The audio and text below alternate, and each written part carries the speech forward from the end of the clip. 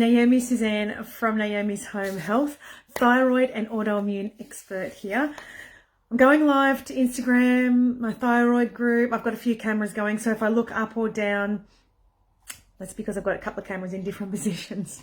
Sorry about that. So I want to go through a little bit about what causes thyroid and autoimmune disease, and a little bit about, what it is, because the medical profession, when you go to a doctor, you don't get told exactly what's happening to you. You might get told your body's attacking itself, your immune system's attacking itself. You might get told that you have low T3 or T4 or high T3, T4, TSH, whatever it is.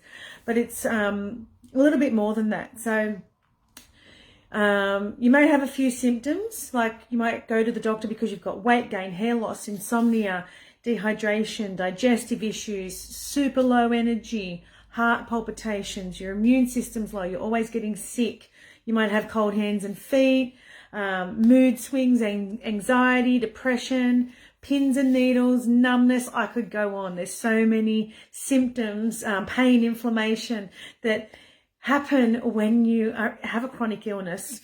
So you can be tested for these things, for thyroid or autoimmune disease, and you can get normal results, but you could still be underactive or overactive with your thyroid, or you still could have an autoimmune disease.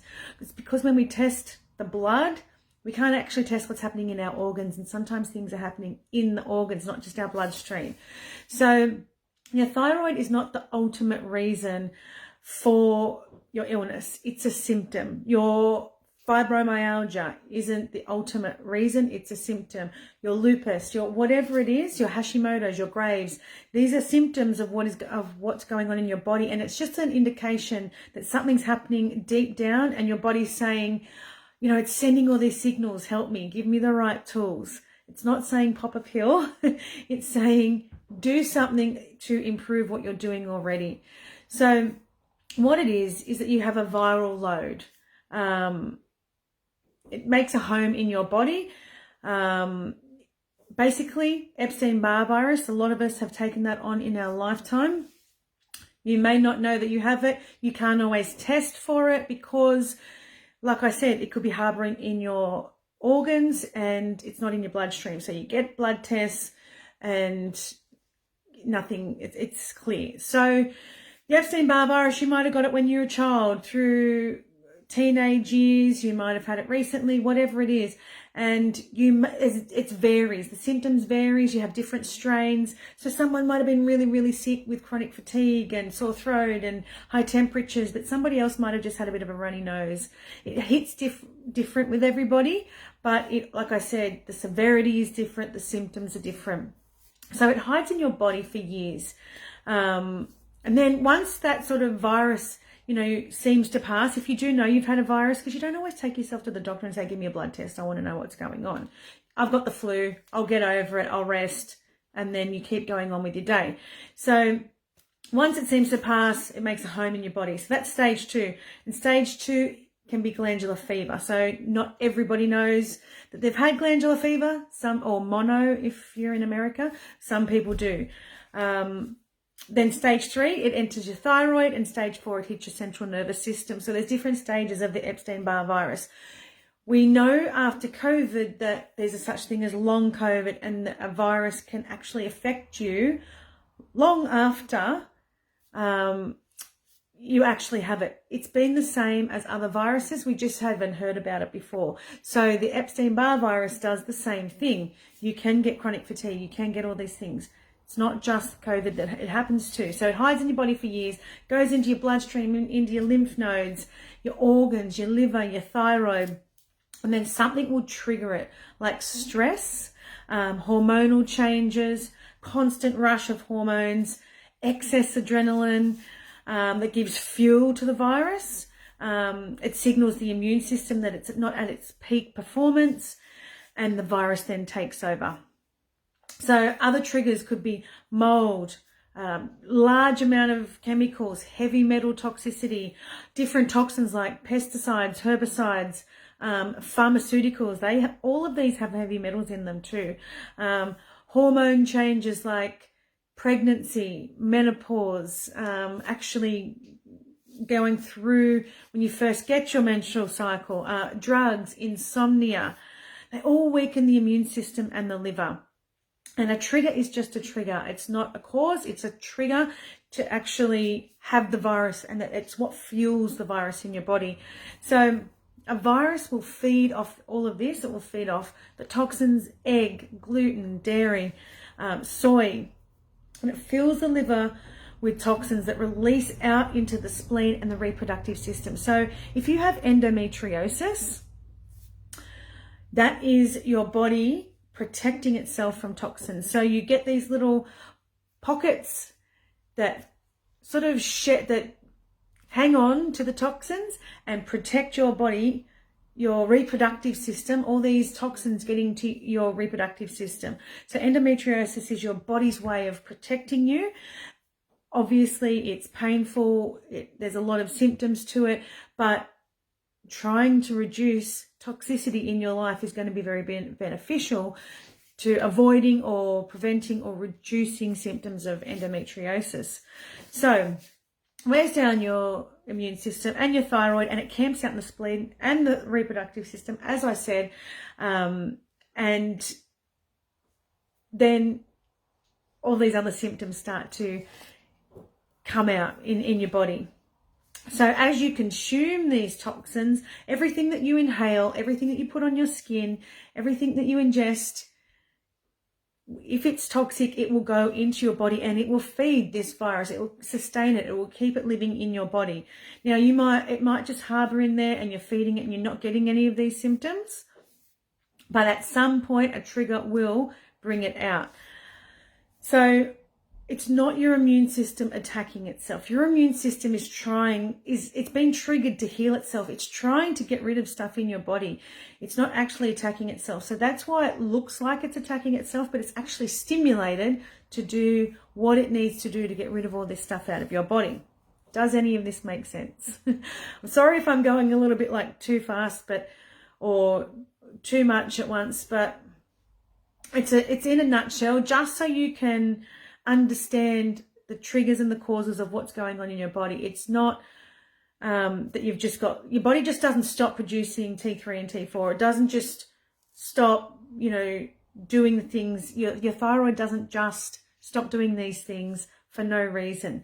You need to take a step back and find out further back what's going on. So your immune system is working harder than ever, basically. And this is when we look at the liver and what's going on and what's overburdened in your body and what's not working effectively. So blood pumps into the liver to be detoxed, and it comes out to go to other organs and like the heart. So because it's not working, the heart struggles to pump this blood, this blood, because as it comes out through, the blood comes out into the liver and out. So if you've got loads of toxins and a viral load and bacteria in your liver, the blood that's going through the liver, it's going to come out with some of that stuff. So it forms like a thick sludge. So then your heart has to then try and pump that thickened, dirty sort of blood around your body, and it's lacking oxygen, it's lacking hydration. So it makes it really hard on the heart. So this is when you might see high blood pressure, heart palpitations, things like that. It's because your liver is just working overtime to cleanse all this stuff out of your body, and it's not working properly because it's clogged, basically. It's clogged, it's got too much in there, and it struggles to get all of that stuff that you got going through there out. So you've got this sludge of blood going through your body. This is why you're dehydrated. This is why you're getting some symptoms in your body, pain, inflammation, all of those things. It also has to detox your hormones. It has to detox things all through your body. So it has to work. It has a really, really big job, and it's super important. So the thyroid is actually your data center. It collects and records what's going on in your body, what's working well, what's not. And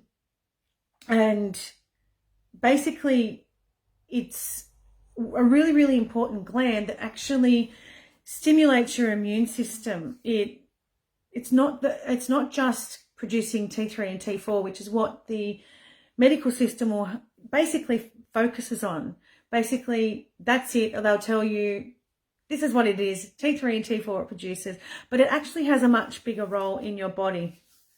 So it knows what organ is working harder to make up for the thyroid, or what organ is working harder to make up for the liver. So this is why we start to see a lot of parts of our body starting to fall apart, the digestive system, because the liver has to detox what goes into all of these things and what it absorbs, what it gets rid of. So it's working super hard all over your body. This is why you're starting to get low energy. Your hair's starting to fall out because you're not getting the nutrients, you're not getting the clean blood going to the extremities, the skin conditions, all of these things. So it finds out what organ is losing strength and which one's working harder. Like I said, the T3 and T4 function are to keep the immune system balanced. Where was I up to? I get on such a tangent. Sorry.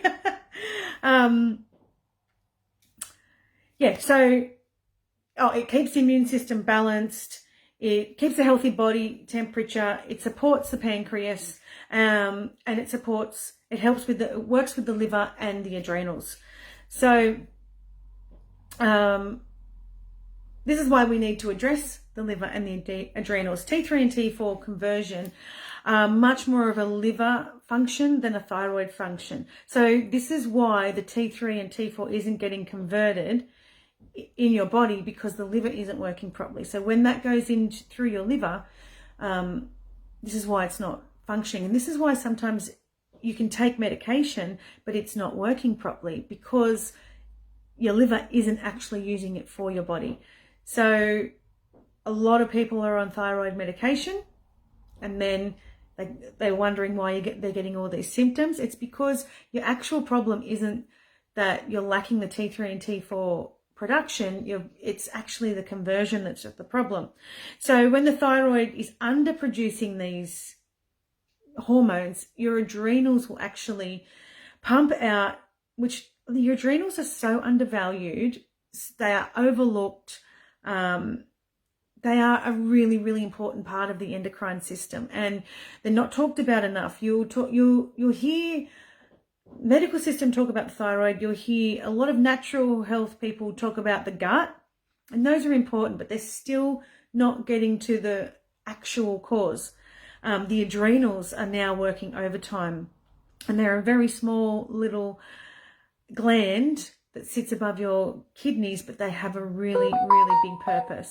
So the adrenals need to pump out a replacement, and they pump out an adrenaline blend that will mimic those hormones. So Epstein-Barr virus thrives on adrenaline, causing more body issues, basically. So you're getting more and more adrenaline. You've already been through a stressful event. You've got adrenaline happening there. You may be gaining weight, so you start to work out harder. You're going to gain weight there because you're pumping more adrenaline. Then you start to restrict yourself with foods because you're gaining weight. So your body wants, when it's in a distressed state, it wants to eat regularly, but then you're restricting yourself because you think, I've got to eat less. I've got to eat lettuce leaves. So you're pumping out more adrenaline there. So now the thyroid, liver and adrenals are working overtime to keep your body going, and they are under stress. So it creates a low energy in your body. Some symptoms are thyroid related, some are liver, some are Epstein-Barr virus. And they're feeding off the toxins and everything else that I've mentioned. Your body's actually feeding off all of this, and there's absolute chaos going on in your body. And this is why it affects your mind, your memory, your focus, your concentration, your nervous system, your pain. You're getting more pain. It's not necessarily because you have an injury. It's because of this viral load is in your body, and it's going to your extremities. It's going to certain areas of your body and hitting the nervous system.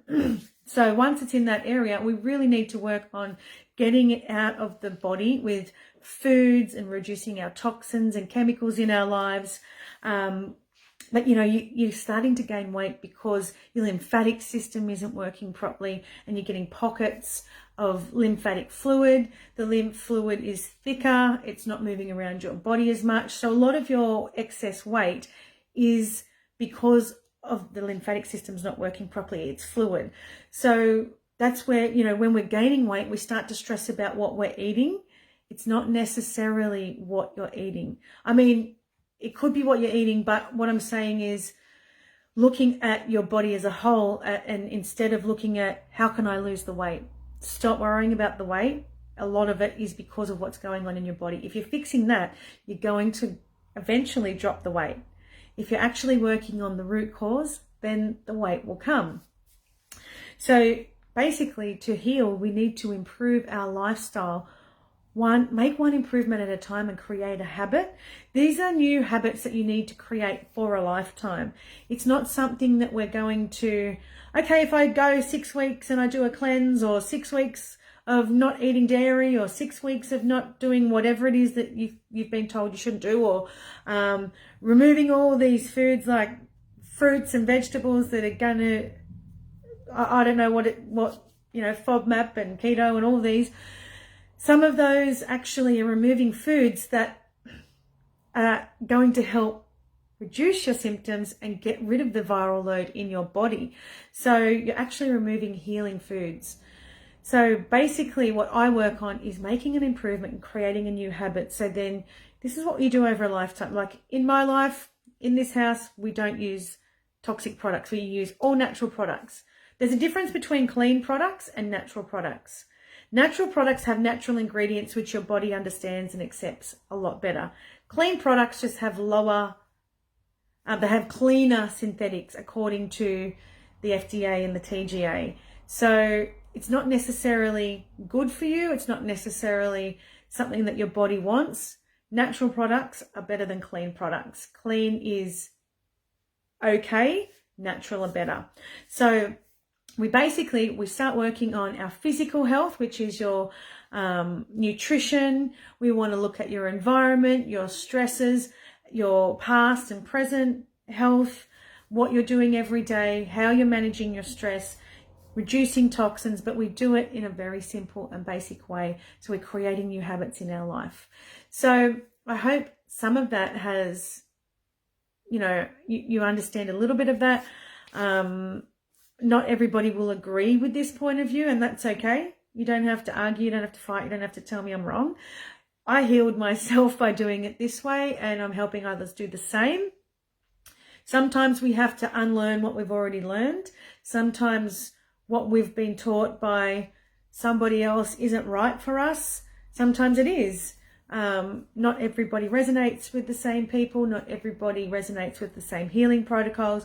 But if you're stuck in a cycle and you're listening to the same people over and over and over and you're still sick, maybe it's time to listen to some new people. Maybe it's time to get some help, get a mentor. Maybe it's time to change what you're doing and start to think, you know what? I was so set on the fact that keto was healing, or I was so stuck on the fact that apple cider vinegar is amazing for me. Sometimes we have to go, you know what, some of my symptoms may be caused by some of the very things that I'm doing to heal myself. So actually finding out what it is that triggers you, what it is that what the root cause is actually going to be beneficial. But sometimes we have to unlearn some of the things that we've learned. And that was a big one for me. I was following people and I'm like, no, this is the only way. And because I really just was so desperate to get better that I thought their way of healing was the only way to heal. So sometimes we can take a little bit from this person, a little bit from that person, whatever resonates, and marry it up. But make sure that sometimes you realize not everything you're doing is right. 1 million supplements are not going to heal you. It's going to come from within. It's going to come from nutrition. It's going to come from toxicity. But just popping all the supplements that pop up on Facebook or Instagram is not going to be your basis of your healing tools. It's going to be mental, emotional, and physical health all married in together to help you get to where you need to go. So if you're on Instagram, The link is in my bio to book in with me, and let's, start to work on your health together. And if you're on Facebook, I always put my link in the comments. So, and you will see a lot of my posts have links in the comments. So if you don't see it on this one, you'll find it in another one. But starting to actually work on all of these things, getting deep into the liver is where we need to go, because this is where the source of your pain, your inflammation, all your symptoms that are happening in your body. I hope that makes sense. Drop it in the comments if it does, and you will see this on YouTube. If you're not already following my YouTube channel, Naomi's Home Health, that's where you'll see all of my latest videos. Make sure you subscribe too.